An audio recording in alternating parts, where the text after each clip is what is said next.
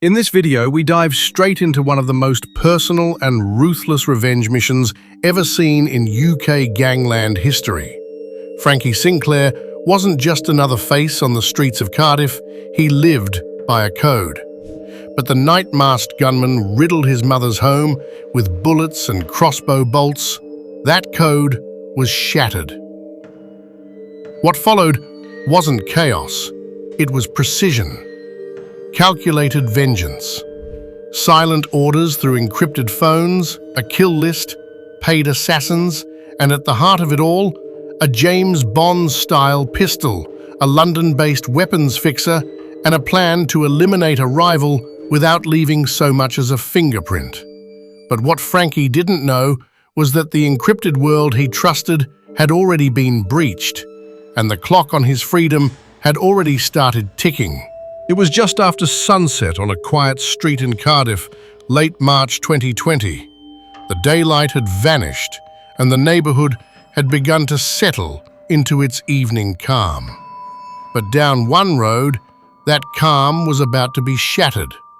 A van crept silently, headlights off, engine humming low. Inside sat three masked men, armed, silent, focused. No words were spoken, none were needed. They stepped out, made their way to the front of the house and opened fire. Glass exploded, the front door was torn apart. The quiet of the street was replaced with chaos. Inside, a mother hit the floor as bullets ripped through her home. And just like that, the attackers vanished into the dark, leaving behind only fear, wreckage, and a message loud enough for anyone in the game to understand. This wasn't random, this was calculated. And the target? The mother of Frankie Sinclair, one of Cardiff's most notorious underworld figures. In that world, targeting someone's mother wasn't part of the game. It was a violation, a deep, personal disrespect. And for Frankie Sinclair, it only meant one thing: revenge. His name had echoed through major investigations across South Wales for years. The evidence was rarely concrete, but his presence was always felt. Cops called him a facilitator, the kind of guy who didn't just know what was happening on the streets, he made it happen. With 43 convictions for 95 offences, Frankie wasn't some shadowy figure hiding in the background. He was bold. Flashy cars, designer drip, gold watches, the whole image. To the younger ones in the neighbourhood, he wasn't a thug. He was the street's success story, straight out of a TV gangster flick. But behind the flash, police had been chasing him for years. The trail always went cold. Hints, rumours, whispers, never enough to stick. Until March 2020. That's when everything changed. The van rolled up outside his mother's house in the Tomorfa area of Cardiff. Three masked men jumped out, each carrying a weapon: a crossbow, a handgun, and a sawed-off shotgun. No one called the cops, and when officers eventually caught wind of the attack, they ran into a wall of silence. Neighbours claimed they didn't hear anything. By the time police got there, the smashed window had already been replaced. Frankie and his mother both insisted nothing had happened. No report, no statement, no cooperation. But detectives weren't fooled. They knew exactly what this was: a warning shot from rivals. Retaliation. In the unwritten rules of gangland, going after someone's mother isn't business. By 2020, Cardiff wasn't just the capital of Wales, it was a battlefield. The streets were carved up by turf wars, with alliances shifting like sand, and drug crews scrambling for control. And right in the middle of the chaos was one name that kept surfacing: Frankie, the Facilitator, Sinclair. He wasn't always at the top of the wanted list, but his fingerprints were everywhere. drugs, stolen motors, street violence, and dirty deals. He wasn't the one pulling the trigger. He was the one who knew exactly who would. To some, he was the middleman. To others, the fixer.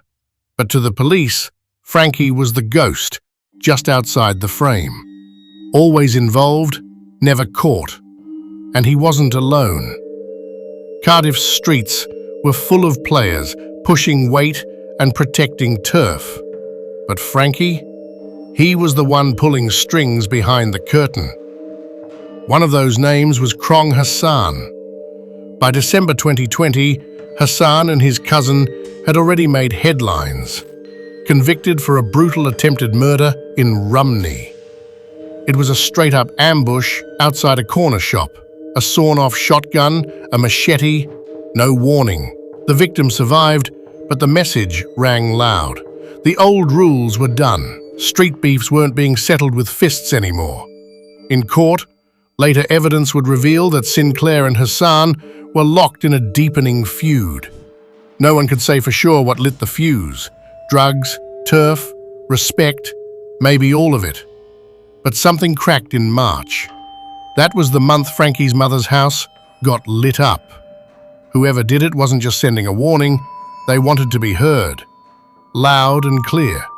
At the Old Bailey, prosecutors would claim Sinclair knew exactly who to blame. The messages from his EncroChat handle painted the picture of a man cornered and burning with humiliation. One line stood out. "Mom's got lit up, so retaliation can't be no joke." This wasn't about pride anymore. It was about power, sending a response that screamed louder than the shot that hit home. And Frankie knew where to go for that kind of heat. He wasn't looking around Cardiff. He went straight to London, to a man Encrypted chats knew as usual Wolf. His real name was Paul Fontaine, 36 years old, from Hackney. On paper, he was nothing special, a low-level street dealer still living at home with his dad. But behind the encrypted walls of EncroChat, Fontaine moved differently. He was a connector, a fixer, guns, drugs, counterfeit notes. If you needed it, Fontaine could get it. Sinclair, using the handle Nude Train, reached out with no small talk, just business. "I need 2 savages," he messaged. Fontaine didn't flinch. No questions, no hesitation, just price lists, contacts, logistics.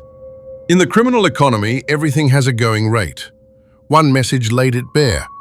£30,000 per body or £20,000 if you bring your own tools. Frankie didn't want just any weapon. He asked for precision.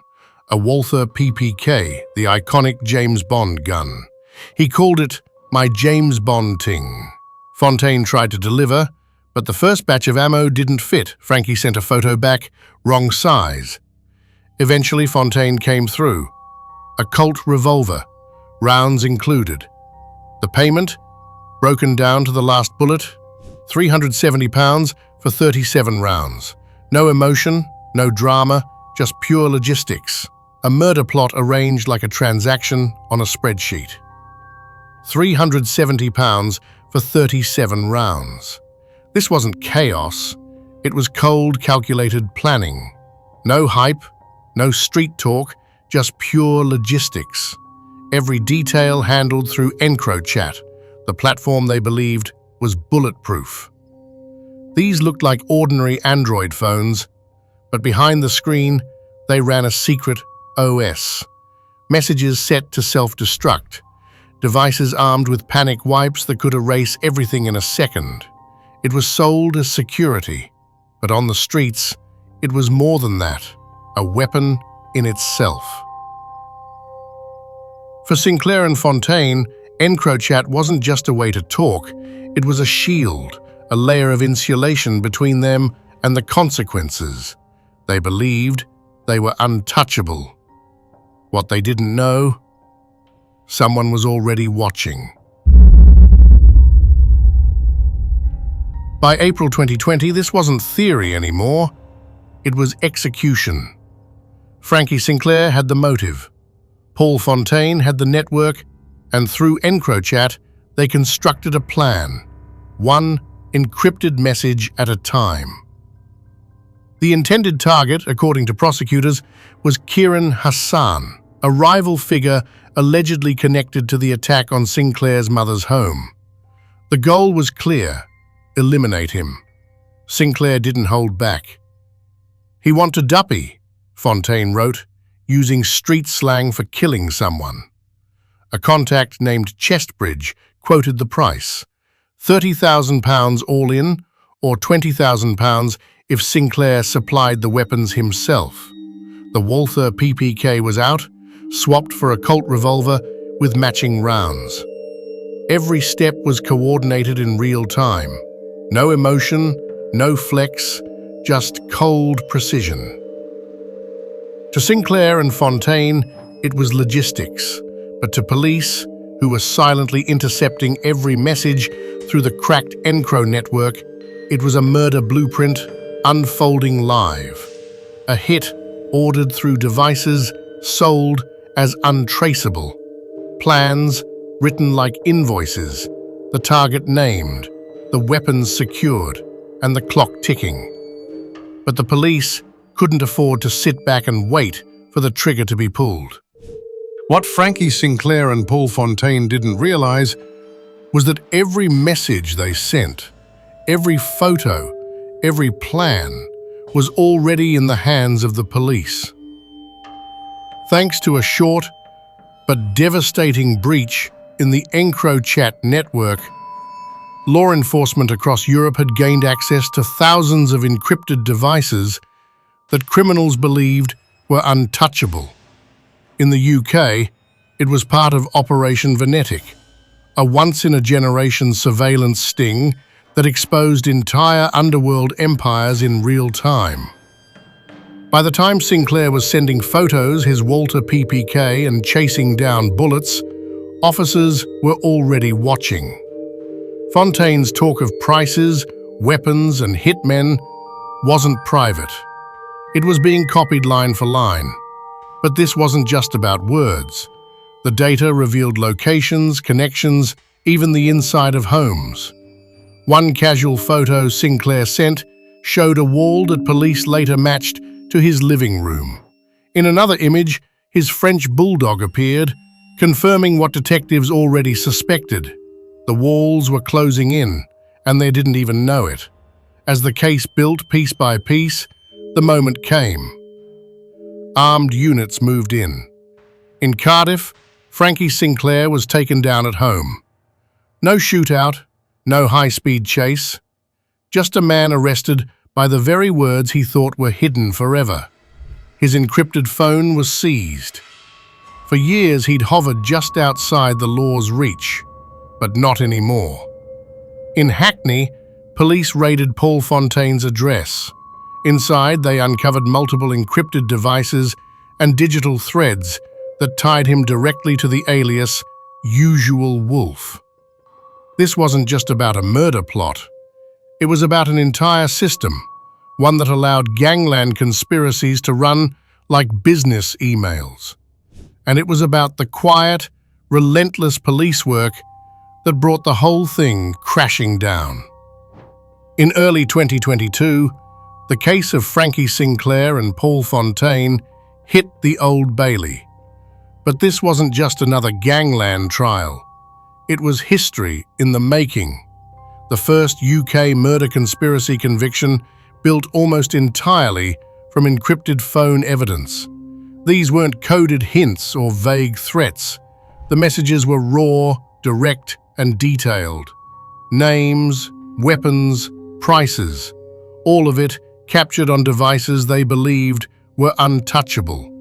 The jury heard how Sinclair, under the handle Nude Train, orchestrated a hit, sourcing firearms through Fontaine, known on EncroChat as Usual Wolf. Prosecutors laid it out clearly. These weren't fantasy threats. This was business, calculated and deadly. Sinclair claimed it was all talk, just venting, not plotting. Fontaine didn't say a word in court, One NCA expert explained how a French-led cyber operation intercepted their... Both men were sentenced to life, with a minimum of 18 years. It was a landmark verdict, the first of its kind, built solely from encrypted chats. It proved that encrypted doesn't mean invisible. For police, it ended a 5-year pursuit. For the criminal world, it changed the rules of the game. For years, the streets operated on their own brutal code. Some things, like targeting someone's mother, were off limits, but those lines have blurred. Frankie Sinclair was a product of the old rules, a man who thrived on influence, fear, and never being caught with anything traceable. But in the end, all that caution meant nothing. The system he trusted to shield him had been watching the whole time, and it brought everything crashing down. The messages, he thought, had vanished into thin air, were printed out, time-stamped, and read aloud in front of a jury. Every threat, every deal, every cold instruction laid bare in plain English. Frankie Sinclair thought he'd played it smart, that he understood the code, but the game had changed. And by the time he noticed, it was already over. You can hide behind encrypted phones, you can mask your identity, talk in codes, and price a human life like it's just another transaction. But one misstep, one careless photo, and it all unravels. That's the reality of this world. You don't just lose a war, you lose the illusion. This is how it ends. Not with fire, not with glory, but with 4 blank walls, a thick case file, and your own words pinned to the board as evidence. No empire, no legend. Just a number, a name on a charge sheet, and a game that never paid what it promised. For more true crime stories told raw, hit like, subscribe, and keep your head on a swivel. Until next time, stay sharp, stay safe.